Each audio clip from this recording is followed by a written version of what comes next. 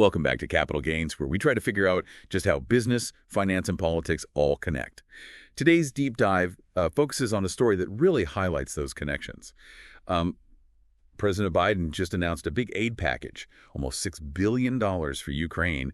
And get this, it comes just weeks before President-elect Trump takes office. Yeah, interesting timing for sure, especially given, with everything going on with Russia and Ukraine. And we're not even sure what Trump's stance is on, continued support. So, yeah, this aid package really could change things up, both here and around the world. Right. The timing is definitely interesting. So let's get into it. What exactly is in this aid package? Well, it's a mix of military assistance, a total of $2.5 billion, and then budget support, which is about $3.4 billion. Right. And when we look at that $2.5 billion in military aid, we see it's actually split up. $1.25 billion is coming straight from U.S. stockpiles. They need this in Ukraine right away. It includes things like artillery rounds, HIMARS munitions. Those have been really effective against Russia. And then you got armored vehicles and air defense systems, too. So it sounds like the Biden administration, they're really trying to get this stuff to Ukraine fast, given what's going on over there. What about the other part of the military aid?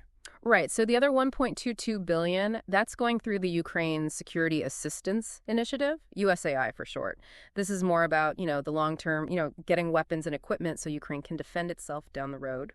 Got it. So it's not just about putting out the fire now, but making sure Ukraine can hold its own later on. What kind of equipment are we talking about with this USAI funding? Well, this part includes things like unmanned aerial systems, anti-tank missiles, and really important, I think, training and maintenance support. Got to make sure the Ukrainians know how to use all this high-tech stuff we're sending them. Makes sense. It's a pretty comprehensive approach, helping them out on multiple fronts. Now let's switch gears a bit. What about that $3.4 billion in budget support? What's the point of that? Well, this isn't about weapons. It's about making sure that the Ukrainian government can still function, that they can provide basic services to their people in this, crazy time they're going through. Yeah, like keeping the lights on even while a war is going on. What exactly does this budget support pay for? Well, mainly keeping essential services running and making sure those essential workers get paid, civilian government employees, healthcare workers, first responders. Basically, it's there to prevent things from totally falling apart in Ukraine. I see. It's a good reminder that this war, it impacts real people. It's not just about winning battles. It's about supporting the people stuck in the middle of all of this. Exactly. And we need to remember that $3.4 billion, it's actually just a small part of a much bigger effort. The U.S. has already given over $30 billion in budget support to Ukraine since Russia invaded, back in February 2022. Wow. That is a huge amount of money. And like we were saying before, the timing of this new aid package is, interesting to say the least, just weeks before President-elect Trump takes over. Exactly. And we just don't know what Trump thinks about, Ukraine and whether the U.S. should keep supporting them. He's said some good things about Putin, but then he's also criticized how much the U.S. is spending on this conflict. So, yeah, there are a lot of unknowns about how a Trump administration will handle things in Ukraine. For sure. This aid package, I think you could see it as the Biden administration trying to, cement U.S. support for Ukraine before things potentially change with a new president. Yeah, it definitely adds another layer to this whole situation, which was already pretty complicated. And we can't forget about how Ukraine feels about all of this. President Zelensky, he's said publicly he's grateful for the U.S. help. Yeah, this aid definitely sends a strong message that the U.S. is behind Ukraine, but it raises some big questions about the future. How will President-elect Trump's policies, affect future aid to Ukraine? What will all this mean for the conflict, for the people caught in the middle? That's something we're going to dig into in the next part of our deep dive. Yeah. It's really interesting, the Biden administration deciding to send this aid package just weeks before new president comes in. It really shows how much domestic politics and international relations, they kind of overlap. Yeah, it's a perfect example of this stuff we talk about on Capital Gains. So let's, dig a little deeper into those political considerations. We know President-elect Trump, he's all about America first.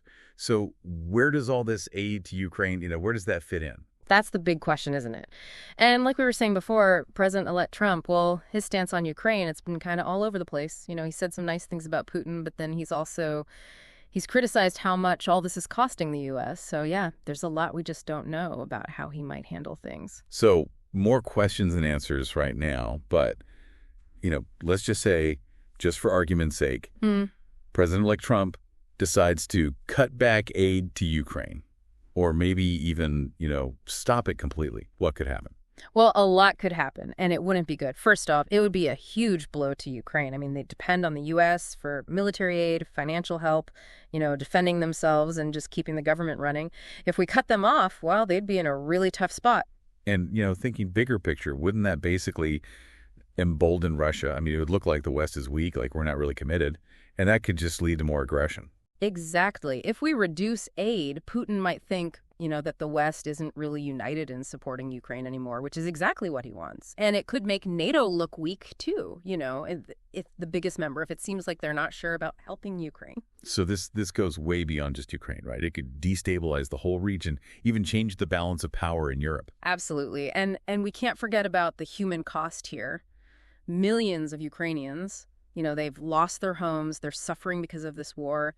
If we cut back on aid, that's just going to make things even worse for them. It's already a humanitarian crisis. Yeah, you're right. It's easy to forget that these decisions, the ones made in Washington, they affect real people's lives, sometimes in ways we don't even think about. And that brings us right back to what capital gains is all about, understanding what happens in government and the financial world, how that actually touches people all over the planet. Speaking of which, we got a really interesting question from a listener, and it really connects to what we're talking about.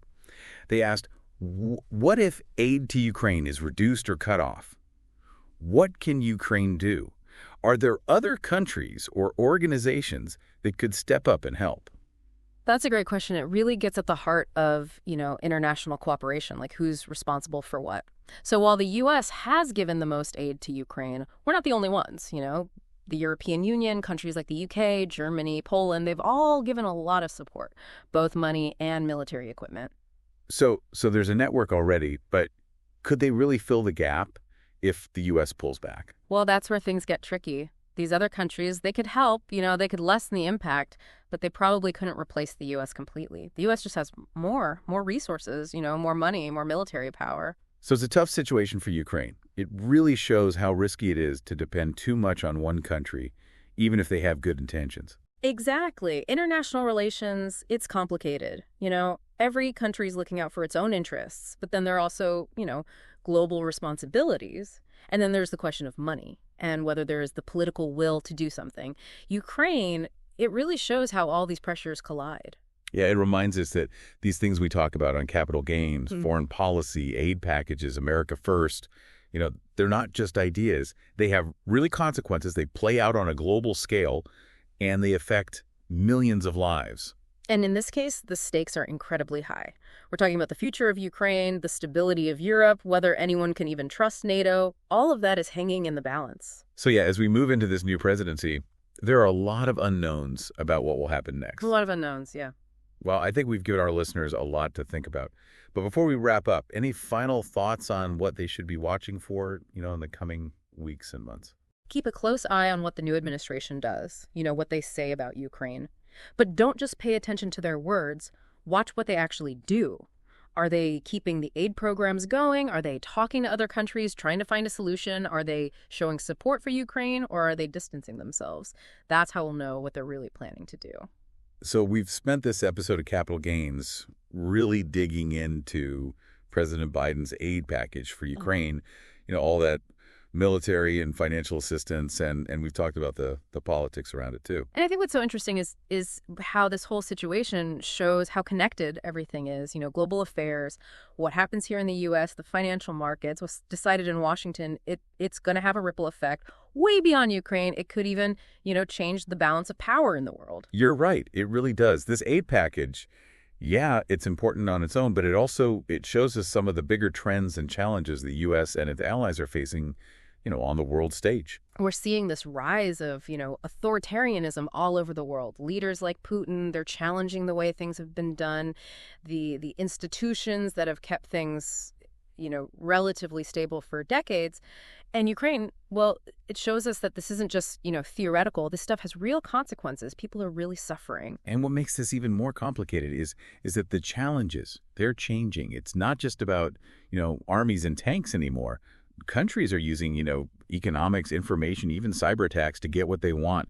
So the U.S. and its allies, they need new ways to respond to all this. Exactly. And Ukraine, it's kind of a test, to see how the West will deal with these multi-pronged threats, let's call them. Will we stand together, to defend democracy, international rules, or will we, crumble in the face of aggression? What happens, it's going to have a big impact on whether the world stays stable and secure. Yeah, the stakes are really high. I mean, if Putin gets away with changing borders by force, who knows what other authoritarian leaders will try to do, and could really damage the international order, the rules-based system that's mostly been in place since World War II. And the consequences could be felt everywhere. Trade could be disrupted, investment could dry up.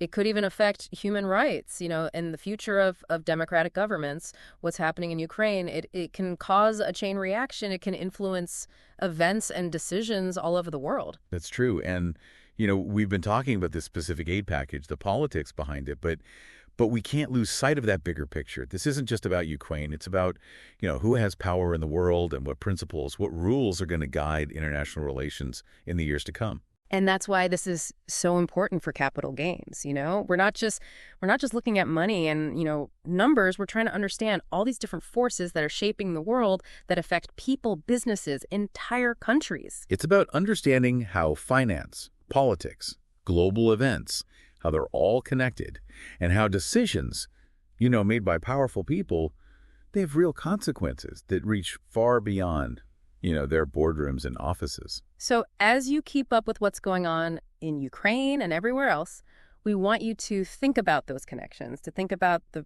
bigger picture. Don't just read the headlines, dig deeper, try to see things from different angles and think critically about what's really happening.